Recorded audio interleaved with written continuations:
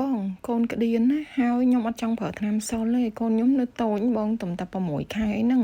អញ្ចឹងគួរធ្វើមិនទៅបញ្ហាទាំងអស់នេះយើងជួបប្រទះស្ទើរតែទាំងអស់គ្នានៅពេលដែលកូនផ្លាស់ប្ដូរលបាយអាហារពីបើទៅដោះគោមកជាអាហារបែប solid food ដោយសារអីកូនតបតែញ៉ាំបែបរាវឥឡូវមកបន្ថែមជាកំហាប់បែបវិញខាប់ជាងមុនឬក៏មានសាច់មានបន្លែមានអីចឹងទៅធ្វើឲ្យប្រព័ន្ធរំលាយអាហារគាត់ពិបាកក្នុងការរំលាយអញ្ចឹងមកមានទាំងអស់គ្នាបាទចង់សល់ទេអាចមកសាកធ្វើមនុយ2នេះដូចដែលខ្ញុំបង្ហាញបានសម្រាប់មនុយទី1របស់យើងគឺបបរសៅសលៃជាមួយនឹងតំណាប់ព្រូនអញ្ចឹងតំណាប់ព្រូនរបស់យើងជួយបានច្រើនមែនតើមកមានទាំងអស់គ្នាទៅលើអាការៈក្តៀនមិនថាកូនក្មេងឬក៏មនុស្សចាស់ទេហើយពាក្យថាតំណាប់មែនប៉ុន្តែតំណាប់របស់យើងនឹងជាប្រភេទផ្លែឈើ dehydrate ដែលនៅក្នុងនឹងគឺធ្វើពីធម្មជាតិសុទ្ធ 100% អត់មានបន្ថែមស្ករអត់មានបន្ថែមពណ៌សិប្បនិមិត្តទេ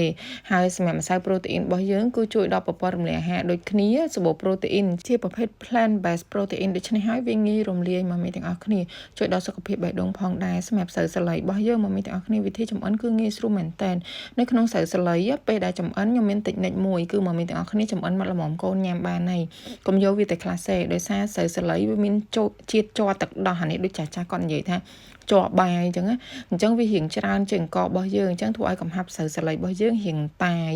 វារៀងល្មួតអញ្ចឹងបើសិនជាយើងធ្វើឲ្យសល់យកតែខ្លះសេអូតូម៉ាទិកគឺពេលដែលយើងយកមកកម្ដៅវិញសៅសលៃហ្នឹងគឺវាស្អិតជាប់គ្នាខ្លាំងហ្មងអាចនឹងធ្វើឲ្យកូនពិបាកញ៉ាំចំណែកផ្លែឈើខ្ញុំមានបន្ថែមជាស្វាយទុំនៅក្នុងស្វាយទុំមកមានទាំងអស់គ្នាមិនត្រឹមតែរសជាតិឆ្ងាញ់ក្លិនឈ្ងុយទេសម្បូរទៅដោយវីតាមីន A វីតាមីន C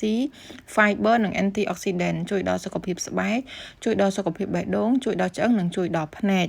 ពេលដែលបបរយើងឆ្អិនរួចរាល់គឺយើងយកវាមកកិនតាមអាយុរបស់កូនបើសិនជាកូន6 ខែយើងកិនឲ្យម៉ត់បើសិនជាកូន3 ខែយើងកិននៅគ្រើមដោយសារសៅសលៃរបស់យើងជាប្រភេទអាហារដែលសំខាន់សម្រាប់កូន6 ខែឡើងទៅដូច្នេះហើយទៅនៅក្នុងឈុត6 ខែរបស់យើងមានរួមជាមួយសៅសលៃដែរអញ្ចឹងពេលដែលបបរយើងកិនរួចរាល់ហើយយើងចាក់ដាក់ក្នុងចានបន្ថែមជាមួយប្រេងត្រង់កន្លែងនេះមកមានទាំងអស់គ្នាអាចបន្ថែមជាប្រភេទប្រេងប៊ឺ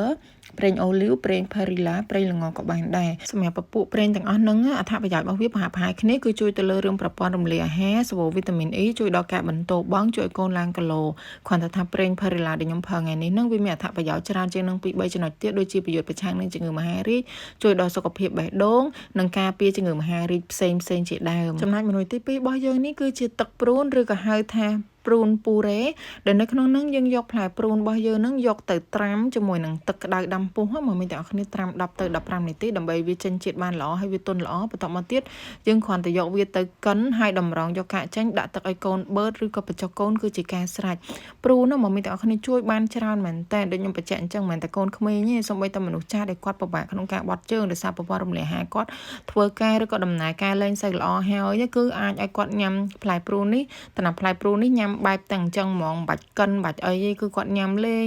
ញ៉ាំល្ងាចឡើងញ៉ាំពេលថ្ងៃឡើងមកគ្រាប់2គ្រាប់គឺវាជួយបានច្រើនមែនតើមនុស្សទាំងពីរនេះគឺជាអាហារសម្រាប់ជួយកាត់បន្ថយឬក៏ជួយសម្រួលដល់ការក្តៀនតែបើសិនជាកូនមកមានទាំងអស់គ្នាគាត់ក្តៀនខ្លាំងអត់ជូរច្រើនថ្ងៃហើយអញ្ចឹង